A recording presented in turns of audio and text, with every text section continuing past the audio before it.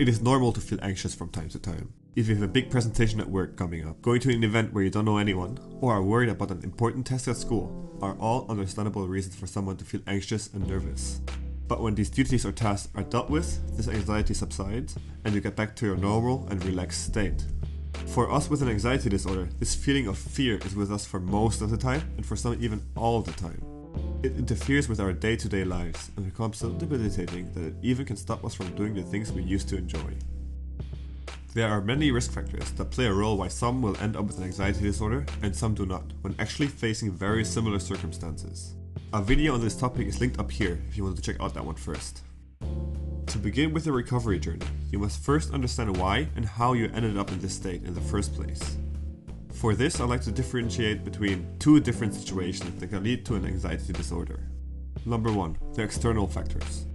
Life can get very hectic and tense at some point for all of us. And the stress just keeps piling up because of tight deadlines at work, relationship problems at home, and maybe some money issues. That can become too much to handle. You see, normally if we face an issue, we deal with it and then move on. Our stress levels shoot up, and after some rest, we return back to our normal levels. But now stress just keeps coming and is not being dealt with. We do not have enough time to recover. Our stress levels shoot up, we do not fully return to our normal state, and then boom, the next thing cooks you in the butt. And you get more and more stressed out. This can go on for a long time, but everyone will have a threshold that if broken, will trigger their first panic attack. And that is the tipping point for many of us that now have an anxiety disorder. If you're watching this video, you probably have experienced a panic attack before and have felt the terror that comes along with them. Think back to your first attack. If you're like me, you probably heard of panic attacks here and there, but it never crossed your mind that you will ever have one, and that one day, out of nowhere, you go into panic mode. That extreme terror in your head convinces yourself that the symptoms you feel are symptoms of doom and death. The intensity eventually subsides, but you're still left worrying what just happened to you. Did I just have a mini stroke? Was that a heart attack? And then you will likely jump to your computer, Google your symptoms, and are freaked out by the results that you find. Yes, you will see that anxiety and panic are mentioned as possible reasons, but that is easily ignored because that couldn't be it. What you felt was the real thing. You are obsessed to find a plausible explanation why you have all these symptoms. After a while, panic attacks will be in the back of your head, but you keep telling yourself, what if it is something serious? I can't just leave it to chance. I need to get to the bottom of this first. You believe that you are trapped in a body that is fragile and can give up on you at any given time. This uncertainty and the symptoms you feel further fuel your stress levels. As these health worries are nothing that you can walk away from or quickly resolve but carry around with you all the time, you barely get any time to recover from this stress. The tiniest spike in stress can now cause panic attacks, which then further fuel your worries. You are now in a hypersensitive and alerted state 24/7. Number 2. Inner conflicts. This is a less obvious reason for an anxiety disorder, but actually very common and very important to understand.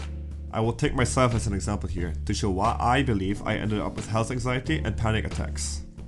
If someone looked at my life before all the anxiety started, they probably would have never imagined that I was someone who would suffer from panic attacks. I never wasted a single thought on this matter in my life.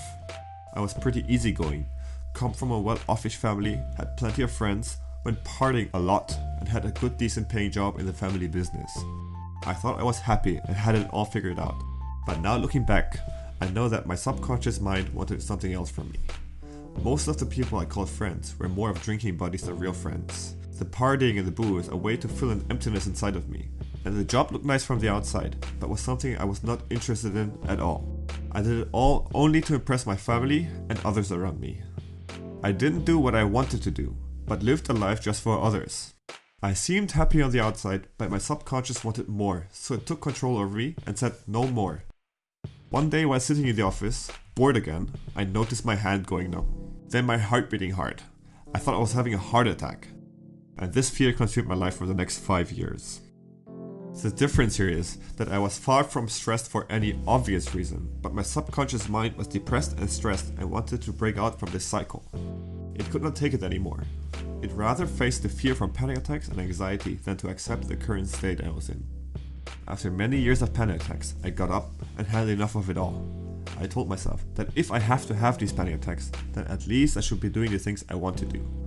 So I quit the job I hated, married my then girlfriend, and now have 2 beautiful children. And it's only been going better and better since then. Day by day, my anxiety issues subsided. Yes, there were setbacks, but all in all, I was returning back to my normal self. People looking at me from the outside might wonder why I quit my job at the family business and got a new job that paid half of what I used to earn. Or might think, why did he get kids so early in his life without even having a proper career path? But I know that these were the things that my heart wanted, and doing these things built up my confidence. Confidence is also the key word that I believe is so important for anxiety recovery. No matter if external factors or inner conflicts were the reason for developing an anxiety disorder, it will always end up crushing your confidence. See panic attacks as a sign that your mind can't take it anymore. Look at an anxiety disorder as a possibility to work on yourself and come out stronger and better than ever before. A method I used was to always think, if I was about to die 1 year from now, what would I really want to do? Disregard any kind of fear and just listen to what your heart says. You can do this to find out the big picture and use it for everyday situations and questions. I used to believe that exercise, meditation, a healthy diet, and mindfulness were just some kind of generic answer that someone would give me about how to cope with anxiety. But now I know that all these add to your confidence and also help with your stress recovery. You see, the main thing you have to keep in mind is that an anxiety disorder is just your body and mind being hyper alerted. You have to get your stress levels down. The longer the period without any stress, the more you recover, and then in return have again a larger tolerance for new stress. So anxiety recovery will look something like this graph. You can see that there will be many setbacks, but the more and more you practice meditation, for example, the more efficient it will get. I believe that the mix of learning new stress coping mechanisms plus working on your own true happiness is the route to go to eventually dig yourself out of the anxiety hole. This is my take on anxiety recovery and how I went on about it.